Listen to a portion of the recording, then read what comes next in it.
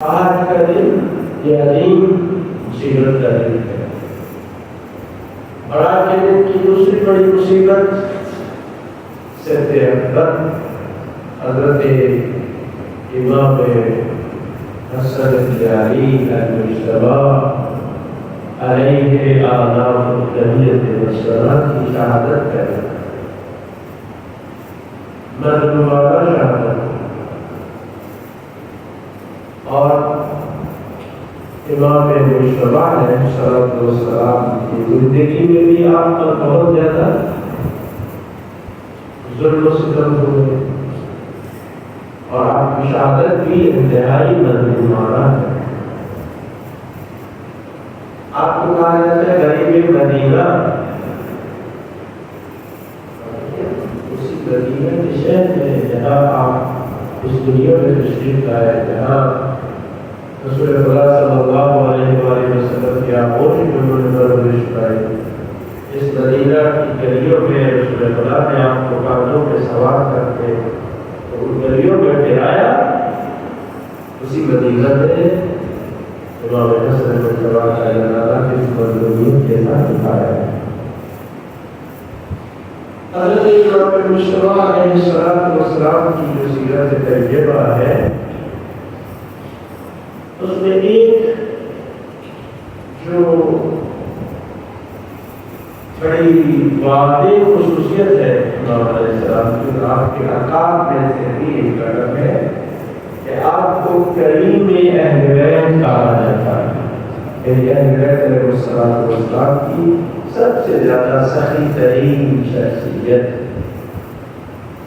کریم وہ شخص ہے کہ جو جب بھی کسی کو حاجت مند دیکھے تو بغیر اس کے بھی کوئی حاجت مند اس سے آگے سوال کرے، خود سے اس کی حاجت کو پورا کرے۔ دیکھیں خدا تعالیٰ کریم ہے، اس لحاظ سے کہ انسانوں کی حاجات کو، ضروریات کو بغیر مانگے پوری کرتا ہے۔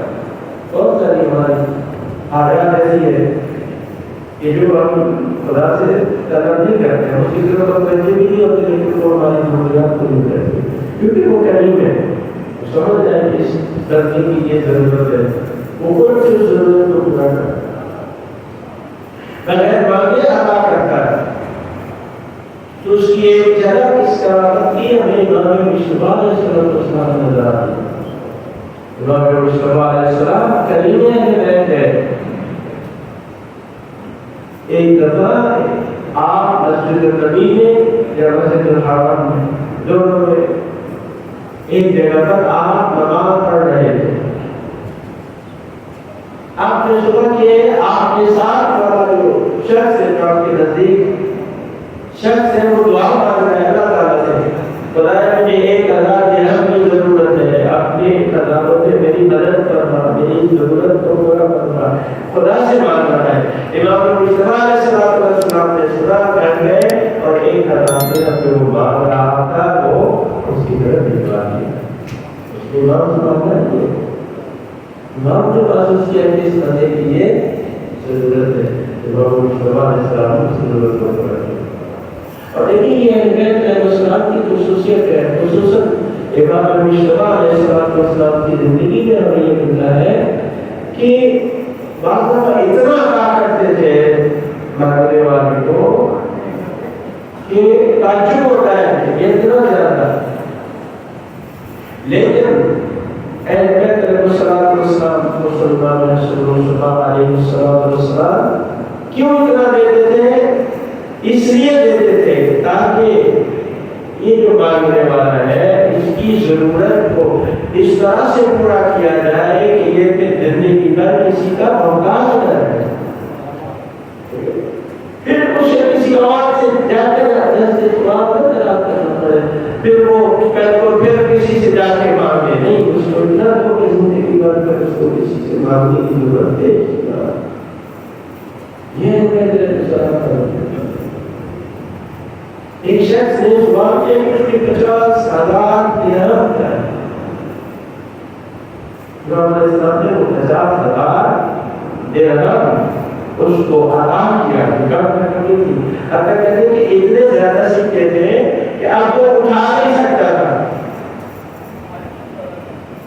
لہذا اٹھانے کے لیے کہا کہ کسی مزدور کا بندوبست کر، اٹھائے اور تمہیں تمہارے اس مزدور کا کام پہنچایا۔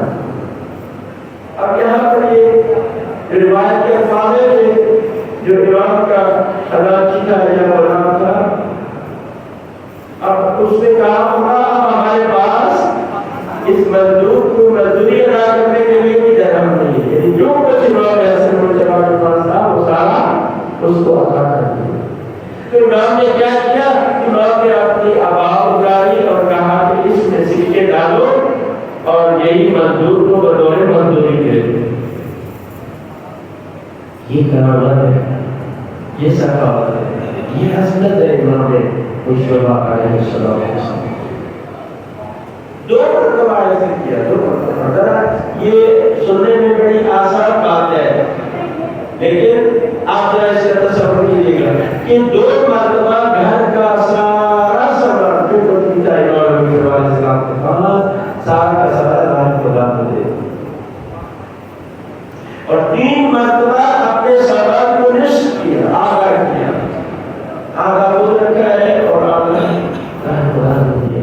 کبھی سوچے اگر کہ حدیث کا ہمارا ہے جو جس حیثیت ہے، اگر ہمارے گھر میں کوئی ایک چیز ہمیں کہیں دینی پڑ جائے، ایک صبح سے یا مثال کے طور پر ایک فریج یا مثال کے طور پر کوئی اور ایسی چیز، ٹھیک ہے، جو ہمارے گھر کی ضرورت کو پورا کر رہا ہے، ہم کسی کو دینے کا سوچتے ہیں، اظہار تو کرتے تھے گھر سے آپ کو کیا ریئیکشن آتا ہے، یہ تو معمولی بات نہیں ہے، یہ فضیلت ہے امام مجتبیٰ علیہ السلام۔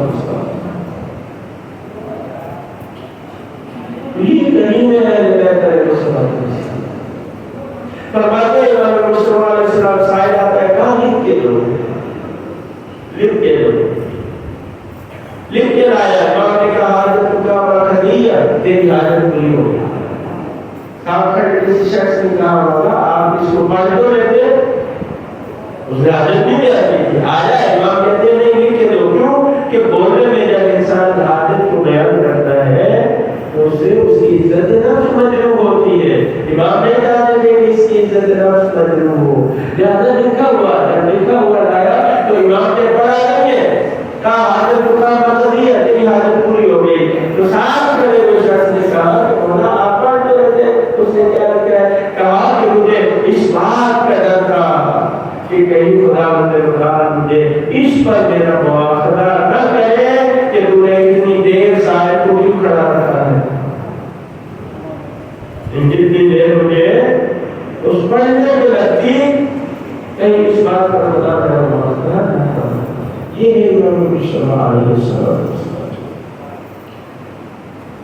تو بہت سیرت ہے امام کی، آپ ضرور اس کا مطالعہ کریں۔ اس مختصر سے وقت میں ہم سے آپ کی توجہ دلا سکتے ہیں، باقی آپ خود اس کا مطالعہ کریں۔ بس ایک روایت، یہ ایک راوی ہے، اس کا نام ہے جنادہ بن ابی امیہ۔ یہ روایت کرتا ہے کہ اس بیماری میں امام حسن مجتبیٰ علیہ السلام کی شہادت ہوئی، میں ان کی عیادت کے لیے گیا اور میں نے دیکھا کہ امام علیہ السلام کے سامنے ایک کشت رکھا ہوا ہے۔ تو کچھ دیر کے بعد امام علیہ السلام کہیں کرتے ہیں تو میں نے دیکھا کہ اس میں خون کے ٹکڑے جو ہیں اس حالت میں وہ باہر نش مل رہے ہو۔ تو میں نے کہا فقلت یا مولاي ما لك لا تعالج نفسك، اے میرے آقا آپ اپنا علاج کیوں نہیں کرتے؟ تو امام علیہ السلام نے فرمایا فقال یا عبد اللہ بماذا أعالج الموتى، کہ موت کا بھی کوئی علاج ہوتا ہے؟ ہم علاج سے بڑھ گیا امام نے پڑھا کئی مرتبہ ذہن دیا لیکن اس دفعہ جو ذہن دیا گیا ہے وہ انتہائی سخت رہتا ہے کہ میرے جگر کے جو ٹکڑے ہیں وہ باہر اور پھر فرمایا کہ واللہ لقد احدى الينا رسول الله صلى الله عليه وسلم ان هذا الامر يملكه 12 اماما من جند علي وفاطمه فرماتے ہیں کہ خدا کی قسم رب خدا نے اب سے یہ دیا کہ اس امر امامت کے مالک علی و فاطمہ کی اولاد سے 12 امام ہوں گے خدایہ امامت میں شامل ہے اور سبھی کو یا زہر دیا جائے گا یا ان کو قتل کیا جائے گا. یہ فرما کر کہتے ہیں حضرت رونے لگے وَبَقَى صَلَوَاتُ اللَّهِ عَلَيْهِ وَسَلَّمَ امام نے حسن صلی اللہ علیہ وسلم رونے لگا. میں نے کہا دیکھیے یہ عجیب بات ہے کہ مولانا مدین سے بھی صاحب یہاں سے بات کرے آتے ہیں اور کہتے والا بھی نصیحت کرے کہ نصیحت کرے اور غلط ہے. یہاں پر بھی یہ رامی جلانا بن ابی امیہ کہتا ہے یبن رسول اللہ مجھے کوئی نصیحت کرے بعض وہ نصیحت کرے. تو اس آخر وقت میں امام مصطفیٰ علیہ السلام نے جو نصیحت کی ہے وہ آپ سن لیجیے. امام علیہ السلام فرماتے ہیں نام استعد للسفر اپنے سفر کے لیے تیاری کرو وحسن ذلك قبل بلوغ اجلک اور قبل اس کے کہ تمہاری موت آئے اپنے دائرہ کا سفر کا انتظام کر لو. وَاعْلَمْ أَنَّكَ تَطْلُبُ الدُّنْيَا وَالْمَوْتُ يَطْلُبُكَ یا جان لو کہ تم دنیا کی طرف جاؤ دنیا کے پیچھے ہو جبکہ موت تمہارے پیچھے ہے. موت تمہیں ڈھونڈ ہے تم دنیا کے پیچھے بھاگ رہے جبکہ موت تمہیں تلاش کر رہی ہے. ولا تحمل هم يومك الذي لم يأت على يومك الذي أنت فيه. امام علیہ السلام فرماتے ہیں کہ کل کے آنے کا بھی غم نہیں کرو. ہمارا کیا ہے ہم آج تو ٹھیک ہے لیکن ہمیں کل کا غم کھایا جائے کل جاؤ. امام فرماتے ہیں کل کے غم میں مبتلا ہو جو ابھی آیا نہیں ہے. رب فتنہ جو ابھی نہیں آیا اس پر کوئی غم نہ کرو غمگین اور پریشان نہ ہو. آج کے دن کل کا غم نہ کرو. وَاعْلَمْ أَنَّكَ لَا تَكْسِبُ مِنَ الْمَالِ شَيْئًا فَوْقَ قُوتِكَ إِلَّا كُنْتَ فِيهِ خَازِنًا لِغَيْرِكَ. یاد رکھو ایک دن سے زیادہ جو تم کماتے ہو یعنی ایک دن جس میں آج کی روزی کا سامان ہے آج کا آپ کا رزق ہے فرماتے یاد رکھو ایک دن سے زیادہ جو تم کماتے ہو اپنی روزی میں سے اس میں تم نہیں ہو مگر دوسروں کے خزانچی وہ دوسروں کے لیے. لہذا کل کا غم نہ کھاؤ کل کیا ہوگا. پھر فرماتے ہیں وَعَلَمْ أَنَّ فِي حَلَالٍ حِسَابٌ.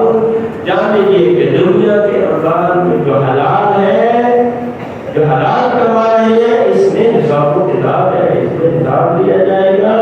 وَفِي حَرَامِهَا عِقَابٌ اور اس کے جو حرام ہے اس میں عذاب ہے. وَفِي الشُّبُهَاتِ عِقَابٌ اور جو مشکوک چیزیں ہیں دنیا کی اس میں سرزنش ہے اس میں ملامت ہے. فَعَدْلِ الدُّنْيَا بِمَنْزِلَةِ الْمِيتَةِ. میں نہیں کہہ رہا میں آپ کے مولا کا آخر وقت میں آگے کی روایت اس کے بعد کچھ دیر بعد امام حسن علیہ السلام شہادت ہو جاتی ہے. یہ اس سے پہلے راوی کی عیادت کے لیے واقع فرمائے.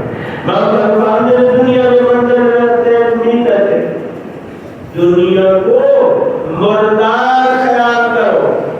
مردار کی جگہ سمجھو, دنیا کو مردار کی جگہ سمجھو. کیوں؟ فرمایا خود میرا ما یکفی کا.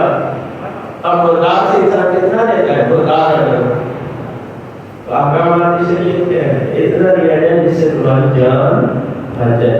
اگر کوئی اور یہ آپ کی جان کو خطرہ ہے تو مردار اگر ہے تو تم کھا سکتے ہو, اپنی جان بچا سکتے ہو. تو اس دنیا کو مردار تصور کرو اور اس سے اتنا دو جو تمہاری جان بچ جائے. فَإِنْ كَانَ ذَلِكَ حَلَالًا كُنْتَ فَاجْتَهِدْ فِيهَا. فرمایا کہ اگر وہ حلال ہے تو تم نے اس میں زہد سے کام کیا. یعنی اگر وہ دنیا جو تمہارے پاس ہے وہ حلال ہے اور تم نے اس میں سے اپنی ضرورت کا لیا ہے جس سے اپنی انتہائی ضرورت کو, تو تم نے دنیا میں ضرورت سے کام کیا, تم داخل ہو. اور اگر وہ حرام ہے تو فرمایا کہ تو تمہارے اوپر اس کا گناہ ہے.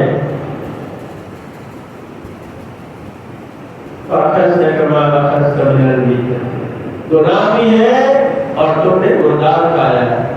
ایسے ہی ہے جیسے کوئی مردار کھا لے. وَإِنْ كَانَ الْعِتَابُ فَإِنَّ الْعِتَابَ يَسِيرٌ. اگر فرماتے ہیں اپنی دنیا کے لیے وہ عمل دنیا کا, یہ بھی بہت خوبصورت جملہ ہے, سارے خوبصورت ہے. فرماتے ہیں کہ وہ عمل دنیا کا کأنک تعیش ابدا. فرماتے ہیں کہ دنیا کے لیے اس طرح سے کام کرو جیسے تم نے ہمیشہ کے لیے اس طرح. دنیا کے لیے کماؤ, کام کرو, یعنی خوب کام کرو, خوب محنت کرو, ایسے جیسے ہمیشہ کے لیے دنیا میں رہنا.